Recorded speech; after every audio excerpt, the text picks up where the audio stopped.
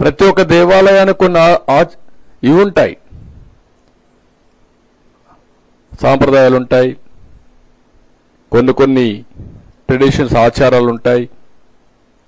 ఒక ఇంట్లో మనం పూజ చేయాలంటే, వెంకటేశ్వర స్వామికి ఇంట్లో పూజ చేయాలంటే సాంప్రదాయ ప్రకారం అన్ని విధాలా ప్రక్షాళన చేసిన తర్వాతనే, పవిత్రంగా అయిన తర్వాతనే చేస్తాం.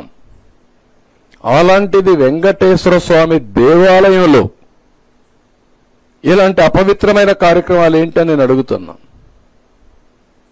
ఇలాంటి అపవిత్రమైన కార్యక్రమాలు చేసి మళ్ళా ఎదురుదాడి, ఎవరైతే టీటీడీ ఈఓ మాట్లాడుతున్నాడు, X EO, TTD board chairman,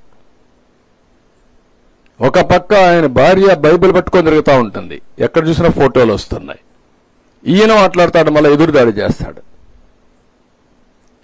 నీకు నమ్మకం లేకపోతే రావద్దు, అది వేరే విషయం. నువ్వు లేకపోతే లేరా ఇక్కడ?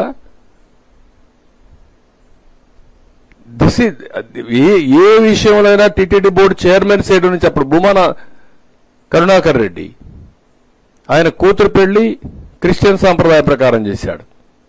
ఆయన టీటీడీ బోర్డు చైర్మన్. అంటే ఏంటి, ప్రజల్ని మభ్య పెడతారా మీరు? మోసం చేస్తారా? అంటే ప్రజల్ని ఫూల్స్ చేస్తారా మీరు? ప్రజలు అమాయకులు అనుకుంటున్నారా మీరు? నువ్వేం చేసినా మేము వినడానికి